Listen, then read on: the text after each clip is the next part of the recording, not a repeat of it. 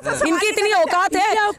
मैं तो जन्म से भी मुसलमान हूँ, लेकिन क्या भगवान श्री राम को ये छत देंगे? नरेंद्र मोदी की इतनी बड़ी औकात हो गई है आज देश में। क्या बात है? दिल्ली से लेकर के दिल्ली की पार्लियामेंट तक महिलाओं का शोषण अगर कोई कर रहा है तो भाजपा के नेता कर रहे हैं। क्या भगवान मोदी जी ने भगवान राम जी को छत दे दी है? लाना तो ऐसे सवाल पे भगवान श्री राम हर किसी के दिल में है और भगवान राम पूरे देश को नहीं पूरे विश्व को छत दे सकते हैं। राम मंदिर कंप्लीट तो होने देते हैं। वहाँ पर पन्नियां बांध करके पीछे से डिजाइनर पर्दे डाल रहे हैं जहाँ पे कंस्ट्रक्शन नहीं हुआ है। क्या वहाँ आपके कैमरे नहीं जाएंगे? और तोड़ महंगाई है जब से भाजपा सरकार आई है।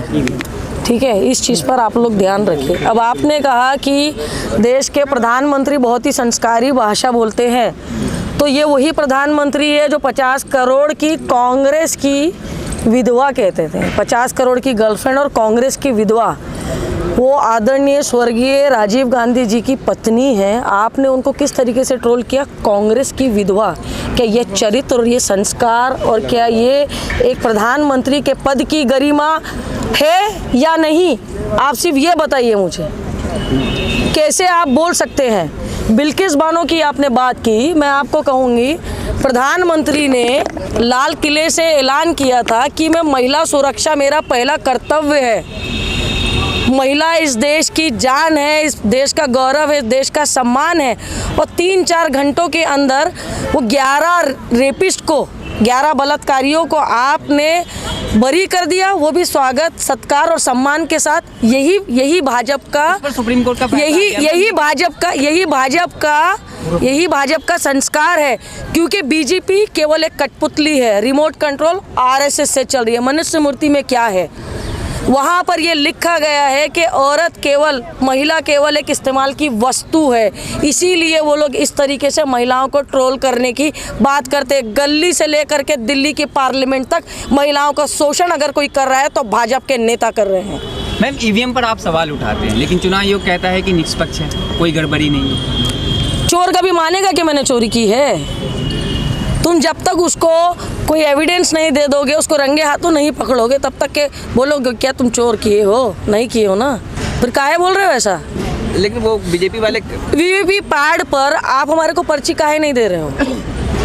अगर हमने कांग्रेस को वोट डाला है तो हमारे को वो रिसिप्ट तो चाहिए ना। रिसिप्ट की काउंटिंग भी करिए ना। प्रॉब्लम क्या है? घबराहट क्यों मची हुई है? हमारे यहाँ ग्राम पंचायत के जब चुनाव हुए वो पैड पर हुए, बैलेट पर हुए, उसमें कांग्रेस जीत रही है। इनको डर क्यों, इतनी घबराहट क्यों है? आप मुझे बताइए, चुनाव नजदीक आ रहे हैं, इसके लिए आपने राम मंदिर का भी आपने पूरा चालू कर दिया है। राम मंदिर कंप्लीट तो होने देते। वहाँ पर पन्नियां बांध करके पीछे से डिजाइनर पर्दे डाल रहे हैं जहाँ पे कंस्ट्रक्शन नहीं हुआ है। उसका क्या? वहाँ आपके कैमरे नहीं जाएंगे? वहाँ आपके कैमरे नहीं जाएंगे ना? जरा वो हटा करके देखिए कितना काम इनकम्प्लीट है। लेकिन ये चुनावी धकधक है, चुनाव से ये डर रहे हैं, इसके लिए राम मंदिर का अभी ये सब कार्यक्रम चालू है। कांग्रेस संसद है आपके, उनका कहना है कि ईवीएम पर भरोसा है उन्हें, कांग्रेस नोटिस भेज देती है। देखिए मेरी बात सुनिए, हम ईवीएम को हम पूरी तरीके से हम मना नहीं कर रहे, लेकिन हमें उसकी पर्ची चाहिए। वीवीपैट पर हमें एक एक्नॉलेजमेंट, एक रिसिप्ट चाहिए कि हमने वोट दिया है जिसको, उसी को गया है या नहीं, और उसकी काउंटिंग करनी है। करना क्या है आपको? यही तो करना है। इससे ज़्यादा हम आपको क्या डिमांड कर रहे हैं? लेकिन बीजेपी वाले ये कहते हैं कि भाई मीठा मीठा गप गप कड़वा कड़वा थू थू। जहाँ आप हार जीत जाते हो वहाँ तो अच्छा है, तेलंगाना, कर्नाटक, हिमाचल, जहाँ हार गए वहाँ ईवीएम खराब है। देखिए ऐसा बिल्कुल भी नहीं है। कांग्रेस ने कभी भी डायरेक्टली ईवीएम पे उस तरीके से नहीं किया। हमें उसकी काउंटिंग चाहिए है। हम सीधी बात कह रहे हैं, अगर वो आपको हजम नहीं हो रही तो हाजमोला लेके खा लीजिएगा, क्योंकि आप भी मोदी भक्त दिख रहे हैं मुझे, इसीलिए इस प्रकार से आप बात कर रहे हो। 2 करोड़ नौकरियां भी आपके पूरे परिवार में आ गई होगी। 15 लाख तो 2 बार आ गए। किस तरीके से? पकौड़ा बेच के, पकौड़ा बेच करके बनेंगे हम? के प्रवक्ते करके बात कर रहे हैं आप। मुझे केवल बात करें और राहुल गांधी को अच्छा कहें, उनकी कमियों को ना गिनाएं तो नहीं, बिल्कुल हम ऐसा बिल्कुल नहीं कह रहे हैं। बहुत देर से सवाल ले रहे हैं कि हम किसी पत्रकार से बात, ऐसा लग रहा है भाजपा का कोई कार्यकर्ता तो नहीं है खड़े हैं और हम उसके उत्तर दे रहे हैं। लेकिन बात दरअसल ये है कि हम तो सवाल पूछेंगे ना, जो बीजेपी के नेता कहते हैं। सवाल पूछिए, सवाल पूछिए, आप सवाल बिल्कुल पूछिए, लेकिन सवाल आप सत्ता से भी तो पूछिए। सत्ता पर कौन बैठा है? आप हैं मेरे सामने, बिल्कुल आप कांग्रेस से हैं, तो मैं आपसे ही पूछूंगा। बिल्कुल हम तो बिल्कुल आंसर कर रहे हैं ना। हम कब कह रहे हैं हम आंसर वहाँ नहीं तक करें। पहुँचने नहीं दिया जाता। ना ना ना कोई बात नहीं, आप बोलिए। आप हम जानते आप बोलिए ना, हैं कि अपनी वहाँ बात तक बोलिए। आपकी ये बूम्स पहुँचते नहीं। धर्म होना चाहिए या नहीं होना चाहिए? बिल्कुल नहीं होना चाहिए। देखिए, धर्म सबसे पहले हमारा संविधान होना चाहिए और हमारे संविधान ने ही ये हमें अधिकार दिया है कि आप अपने भगवान को, अल्लाह को, जीसस को आप मान सकते हो। ये हमारे संविधान में ही है। लेकिन ये लोग अगर संविधान के ऊपर जाने की अगर बात करेंगे, यहाँ पर एक पत्रकार ने बहुत ही छोटा सवाल किया, क्या भगवान मोदी जी ने भगवान राम जी को छत दे दी है? अरे लाना तो ऐसे सवाल पे, भगवान श्री राम हर किसी के दिल में है और भगवान राम पूरे देश को नहीं पूरे विश्व को छत दे सकते हैं। कार्यकर्ता और सब यही तो कहते जो कह रहे हैं, जो राम को लाए हम उनको लाएंगे। देखिए ये अंधभक्तों की बात है। आप भी अपना लॉजिक लगाइए। क्या मोदी जी का कद भगवान राम के ऊपर हो गया है? यही उन्होंने कर्नाटका में बजरंग बली बोला था। बजरंग बली बोला था। बजरंग बली क्या बोला था उन्होंने? बजरंग बली का क्या? बजरंग बली का नाम पे आपने चुनाव लड़ा, क्या हुआ? बजरंग बली ने दे दी आपको पटकनी, पता तो चल गया आपको कर्नाटका में। ये होता है। अच्छा, आप ये कह रही हैं, लेकिन बीजेपी वाले कह रहे हैं ना भाई रामलला टेंट में थे, अब उनको पक्का मकान। ये होते देखिए महंगाई के बारे में रामलला को छत देने वाले, ये इनकी इतनी औकात है, इनकी इतनी औकात है। मैं तो जन्म से भी मुसलमान हूँ, लेकिन क्या भगवान श्री राम को ये छत देंगे? नरेंद्र मोदी की इतनी बड़ी औकात हो गई है आज देश में, क्या बात है? कि वो भगवान श्री राम को छत देंगे? बिल्कुल सही। हम तो इस चीज का निषेध करते हैं, बहिष्कार करते हैं बिल्कुल। ये नहीं, ये एक व्यक्ति भगवान के ऊपर हो गए। इनको राम जी याद आ जाते। बाबा साहब अम्बेडकर पूरे 4.5 साल बाबा साहब अम्बेडकर कहते थे कि भारत में धर्म जो है ना वो सत्ता पाने का एक माध्यम है। तो 24 का चुनाव किस ओर, विकास या मंदिर?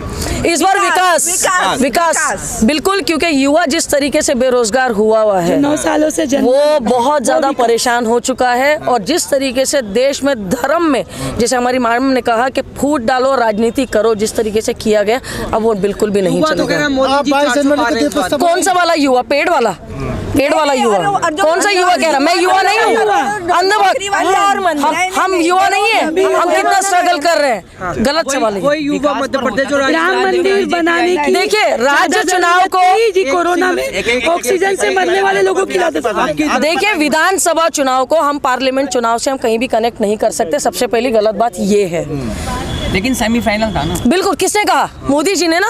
वो तो गारंटी भी दिए थे, फिर आपके खाते में आए 15 लाख, गारंटी थी। तो आप कैसी बात कर रहे हैं? आप लोग आप निष्पक्ष। 15 लाख आ गए आपके चेहरे पे दिख रहा है। और आपको तो 30 लाख रुपए आए शायद। 45 आ जाएंगे। 45 है, बिल्कुल आ जाएंगे, बिल्कुल आएंगे। इसीलिए आप माइक लेकर के आ गए तुरंत दौड़ भाग करके यहाँ पर। हाँ, लग रहा है 45 दिख रहा है आपके चेहरे पे। मोदी की गारंटी चल रही है। 50 साल कौन दे रहा है? कौन दे रहा है गारंटी? अच्छा, 10 साल कैसा रहा मोदी जी का? 10 साल कैसा रहा? वर्स्ट, बहुत बुरा। विश्व गुरु, विश्व डंका बज गया, विश्व डंका बजा दिया। आप लोग बना रहे एक मिनट मैं इसका आंसर देती हूँ आपको। विश्व गुरु जो आप कह रहे हैं, देश में पहली बार ऐसा हुआ है कि चुनाव यूएसए में थे, अमेरिका में, उसका प्रचार नमस्ते ट्रम्प यहाँ हुआ, बुरी तरीके से हार गए। नाम भी मत लो, बहुत बुरी तरीके से हार जाएगी बीजेपी। अभी ये सब बंद हो गया। अभी सिर्फ रोजगार पे, महिला सुरक्षा पे, युवा। बिल्किस बानो को एक जिस तरीके से सुप्रीम कोर्ट ने जो फटकारा है गुजरात सरकार को और वहाँ की पूरी जो एक जुडिशरी थी और वहाँ के नेताओं को जिस तरीके से फटकार लगी है, तो हमें इस चीज़ का हम स्वागत करते हैं कि देर से ही सही, लेकिन बिल्किस बानो को न्याय तो मिला। लेकिन जो उसके इतने साल और उसके पेट में जो बच्चा था जो वो मर गया और उसके साथ में 7 लोगों को जो जिंदा कत्ल कर दिया गया, क्या उसकी भरपाई क्या ये सरकार या सुप्रीम कोर्ट कर पाएंगे? चलिए, थैंक यू। मोदी जी तो कहते हैं बेटी बचाओ बेटी पढ़ाओ। उन्होंने तो बेटी पटाओ भी कहा। उस पर क्या कहेंगे आप? उस पर आप क्या कहेंगे? उस पर आप क्या कहेंगे? तब आप कुछ नहीं बोले, तब आप मोदी जी को बोलिएगा था ना। बेटी बचाना क्यों है? पटाने के लिए या ये सेंगर जैसे दरिंदों के लिए या ब्रिजभूषण सिंह के लिए? जो देश की बेटियां जो रोड पर बैठी है, देश का गौरव जो है, जिन्होंने मेडल लाया, तिरंगा लहराया विश्व में जाकर के, वो अपने सम्मान के लिए, अपनी इज्जत के लिए, अपनी अना के लिए रोड पर बैठी हुई। हर दिन बीजेपी का एक नेता उनकी इज्जत और अना को तार तार कर रहा है। बिल्किस बानो पर टेलीविजन मीडिया कोई भी डिबेट नहीं करता है, क्या कहें? करेंगे, बिल्कुल करेंगे, हम तो करेंगे, हम तैयार है। मीडिया ने आकर कवर करना चाहिए।